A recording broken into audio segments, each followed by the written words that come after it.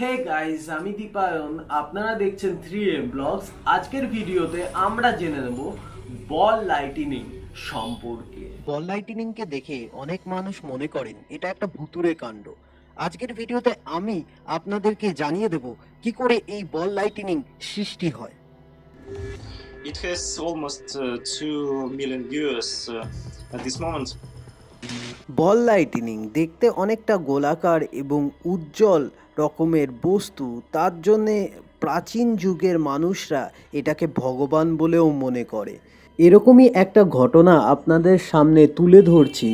1852 সালে 5 জুলাই এরকমই একটা ঘটনা হয়েছিল। রাত্রিবেলায় চিমনির মধ্যে দিয়ে একটা নীল রঙের জ্বলন্ত বস্তু একটা লোকের বাড়ি ঢুকে পড়ে এবং সেই বস্তুটি চিমনির মধ্যে দিয়ে ফেরত যাওয়ার সময় বাড়ির চিমনি পুরো ভেঙে বেরিয়ে যায়। এবং এই ঘটনাকে তখনকার দিনের লোকেরা কি মনে করতে পারে? চার্চের লোকেরা অবশ্যই সেটা কোনো শয়তানের কাজ বা ভুতুড়ে কাণ্ড।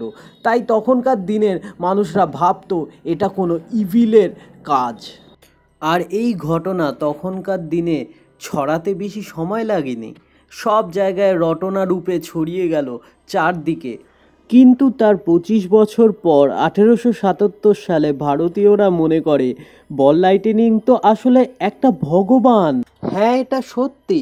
আসলে হয়েছিলটা কি, 1877 সালে 30শে এপ্রিল হারমিন্দার সাহিব গোল্ডেন টেম্পেলে একটা রহস্যময় ঘটনা ঘটে থাকে ভোর 4:30-এ। অনেক লোকের উপস্থিতির মাঝখানে টেম্পেলের ভেতর আলো জ্বলতে জ্বলতে একটা বস্তু তাদের সামনে উপস্থিত হয় এবং ফেটে পড়ে। এই ঘটনা দেখে সবাই তো মনে করে এটা একমাত্র ভগবানের দ্বারাই সম্ভব, যার জন্যেই তখনকার দিনে 1877 সালের লোকেরা বল লাইটিনিংকে ভগবান বলে তুলনা করে। অতএব আপনাদের কি মনে হয়, বল লাইটিনিং কি সত্যিই কোনো ভুতুড়ে কাণ্ড, নাকি এটা কোনো দৈবিক শক্তি?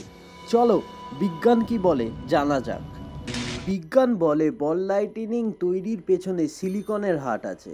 সেই জন্যে কিছু বৈজ্ঞানিকরা সিলিকনের একটা সরু পাতির মধ্যে দিয়ে ইলেকট্রন ফ্লো করে এবং তার মাধ্যমে সেই সিলিকনের শিটটি গরম হতে শুরু করে এবং তার মধ্যে দিয়ে হালকা হালকা করে সিলিকন ভেপারাইজড হতে থাকে এবং দেখা যায় সেই সিলিকনের প্লেটের উপর ছোট ছোট ছোট ছোট বল লাইটিনিং ক্রিয়েট হয়েছে। এর জন্যেই বিজ্ঞান মনে করে বাষ্পীভূত সিলিকনের মাধ্যমেই বল লাইটিনিংয়ের সৃষ্টি হয়। সিলিকন মাটিতে থাকে আর সেই সিলিকনের মধ্যে বজ্রাঘাতের ফলে সিলিকন ভেপারাইজড হয়। বজ্রাঘাতের ফলে মাটির মধ্যে থাকা সিলিকন ভেপারাইজড হয়ে বায়ুতে উবে যায় আর সেই সিলিকনের কণা ক্রমশ অক্সিজেনের সাথে সম্মিলিত হয়ে, এই ঘটনাটা একটা রাসায়নিক বিক্রিয়া যেটায় সিলিকন বায়ুর মধ্যে থাকা অক্সিজেনের সাথে সংস্পর্শে এসে আলোক বলে রূপান্তরিত হয় এবং সেই আলোক বলটি সাইজে বড় হতে হতে আস্তে আস্তে এই বায়ুর মধ্যেই মিলিয়ে যায়।